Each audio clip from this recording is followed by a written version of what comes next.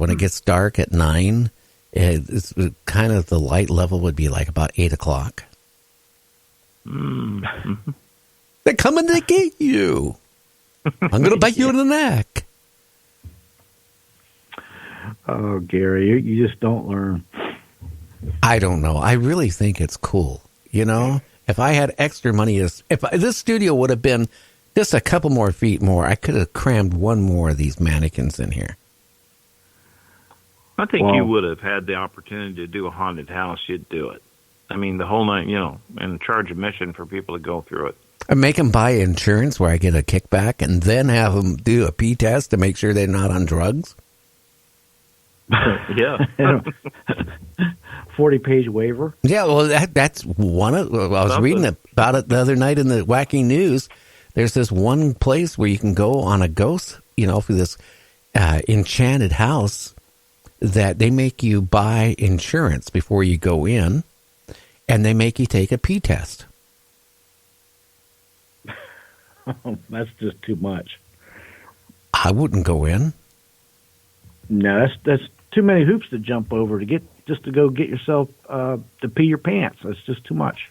I think what they're doing that was a thing to make it. Oh, it's so scary. You have to take out a waiver, insurance, and then you have to take a P-test to make sure you're not high on drugs. Otherwise, you can't come in. It was probably a gimmick, just to get people to come to it. Yeah, it probably is. Well, I was down in Myrtle Beach one time during my honeymoon. I went to, I don't think it was associated with Ripley's, believe it or not. It had a museum there, but it was right next to it. It was a virtual reality ride. And you had two choices. One was a logging truck going down the side of a mountain, losing its brakes.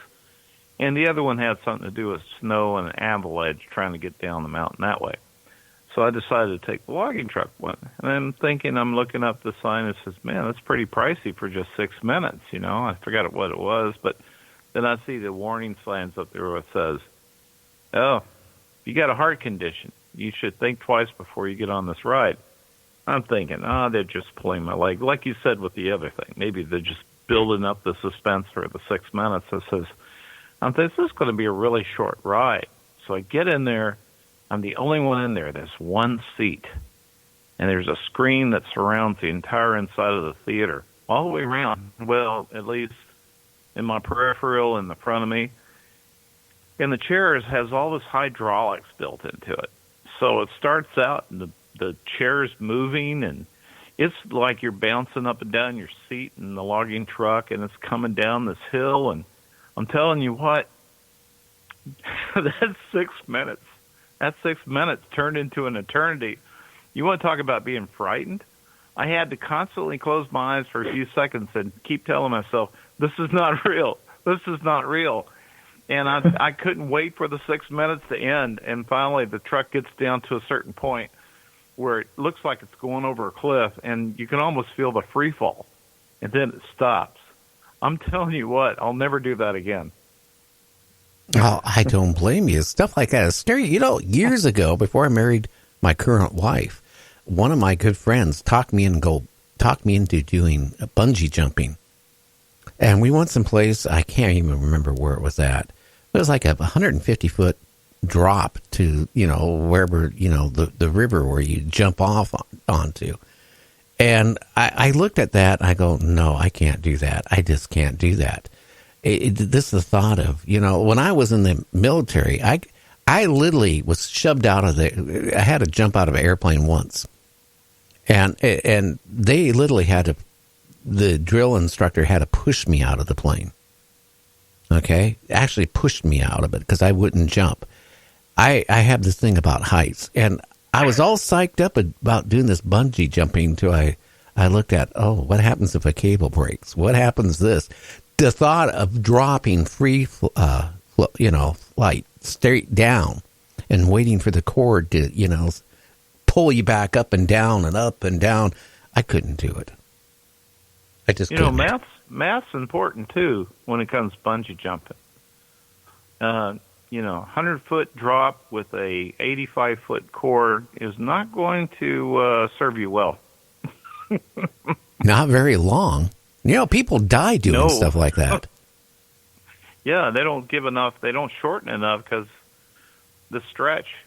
I don't know how much it stretches out. But I'll tell you what. You better sure figure out how much stretch it's got before you actually hit the bottom. Yeah. Well, there has been people that actually jumped and hit before they went back up.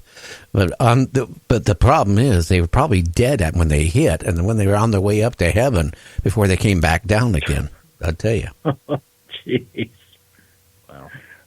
Oh, did you hear what I was on the news the other night? A guy who, in his will, said when he dies, he wanted to play a practical joke on all his friends that came to his funeral. So in his casket, they wired up a recorder. So when they started putting it in the ground, you know how they drop it down slowly? It started making a banging noise, and he was screaming, "Get me out of here! Get me out of here! I'm not dead." And I guess people were like fainting and freaking out. It was just a bad practical joke, but it was the last joke he could play on his friends. Oh, he was actually dead, though. Oh, he was dead yeah, they already, you know.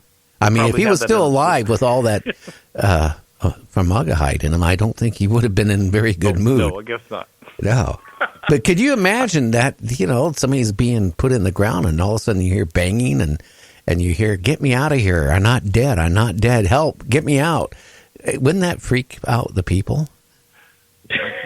Yeah. An Alfred Hitchcock.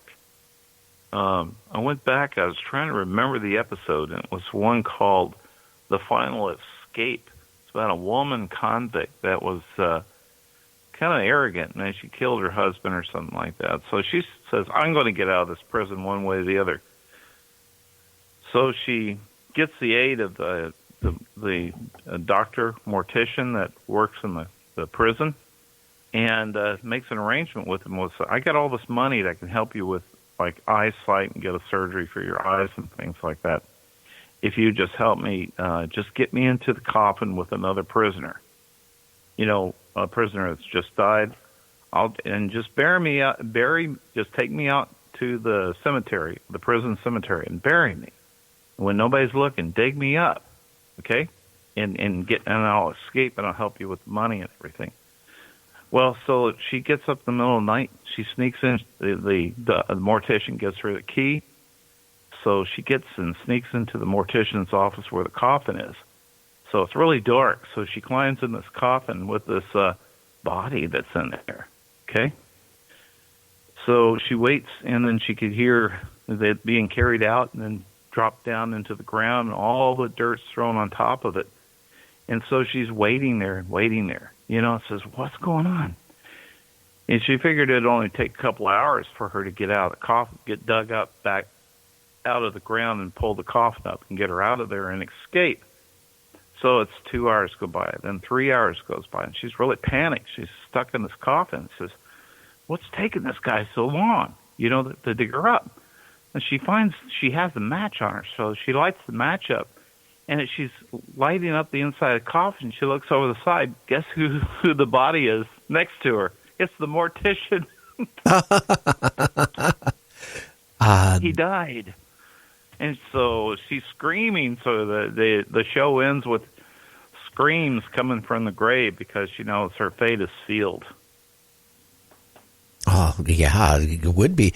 I remember one, I can't remember if it was the Outer Limits or the Twilight Zone or one of those, that this guy made went to a witch. Okay, he had some type of disease where he was going to die, and he knew about it. So he got a potion, and this potion in other words, he wouldn't die. Okay, he would die, but then come back to life again. Meanwhile, the Undertaker, you know what they do, they drain your blood and put formaldehyde in, right? So he's laying in the coffin, and people are looking at, you know, coming and giving their last respects.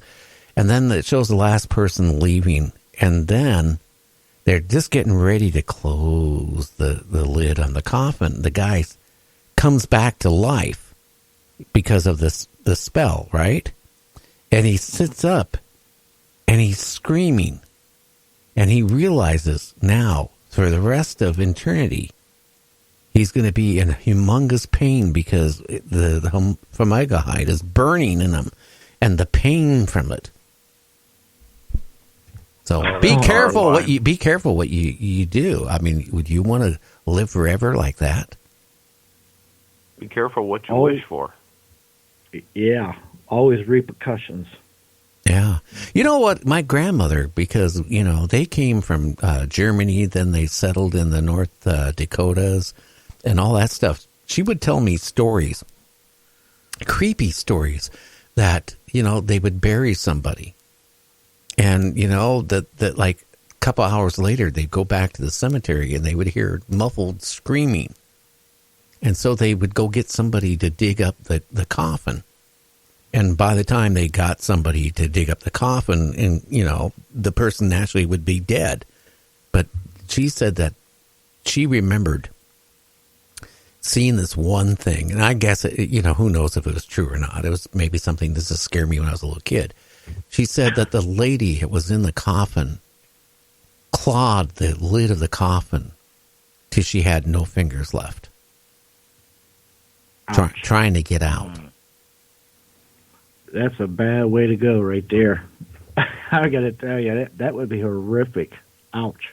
Well, just think how many people were buried alive. Seriously. Yeah. It's thousands true. And thousands. Yeah, that's why they came up with that phrase, Saved by the Bell. They would start putting string in there and a bell outside, so if they heard the bell, they knew that they buried you too soon, and they would dig you out. Asphyxiation is the most horrible way to die. I know that the astronauts in the space program, if the worst case scenario were to take place and they were stuck in space and could never get back, I think they actually gave them an option to take cyanide pills or something like that to kill them before they experience the pain of not being able to breathe. Suffocation. Suffocation and I think drowning is two different things. But I talked to somebody that drowned one time, and they actually said it wasn't that, they brought the person back to life. But she said that, it was not that bad an experience. After she couldn't hold her breath anymore. She had to take a breath of air, and she took in water. And she just said that was the end of it. She didn't remember anything more. But they managed to, bring her back, rescue her and bring her back. But I think either one of the two would be a horrible way to die. It would be. It's a wonder she didn't get pneumonia from all the water in her lungs. I have no idea on that. Anyway, we're about ready to go for break again. It'll be the last break of the show. You're listening to Night Dreams Talk Radio with Sam Ritchie and James Kirschbaum and even me, Gary Anderson. We'll be back in about 2.5 minutes.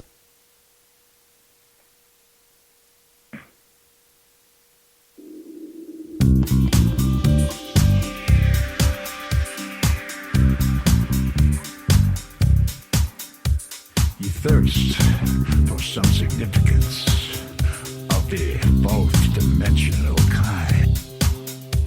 You enter a realm of spirit, of sight and sound and mind.